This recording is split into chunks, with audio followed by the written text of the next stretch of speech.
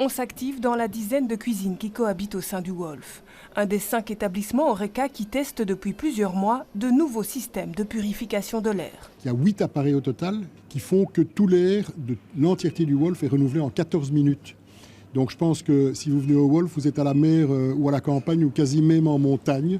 Certains systèmes sont discrets, d'autres nettement plus imposants, mais ont le même objectif, filtrer les particules fines. Ce qu'on appelle un pré-filtre, justement emmagasine un maximum de poussière, de bactéries, etc.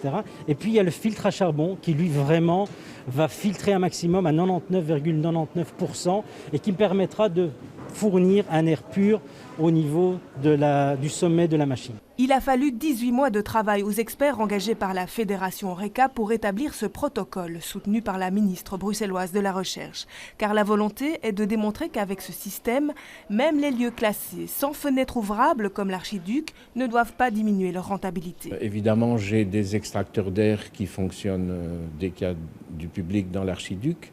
Mais les tests ont clairement montré qu'en ajoutant ces appareils filtres et tueurs, le nombre de particules fines en suspension dans l'air sur lesquelles pourraient se trouver des traces de Covid diminue énormément. Coût de l'équipement, un peu moins de 2 000 € pour un restaurant de 100 mètres carrés accueillant 40 personnes. Pas sûr que les 7 000 établissements Horeca de Bruxelles aient tous les moyens d'investir. On sait qu'il y a une enveloppe budgétaire au niveau du gouvernement bruxellois pour soutenir les établissements pour les investissements à faire. Et donc, on attend juste que cette enveloppe soit signée auprès des députés bruxellois et du gouvernement. Parce qu'au niveau du gouvernement, il y a cette enveloppe de 10 millions qui nous a été promise par rapport à l'épuration de l'air. Reste à espérer que les fabricants suivent eux aussi la demande.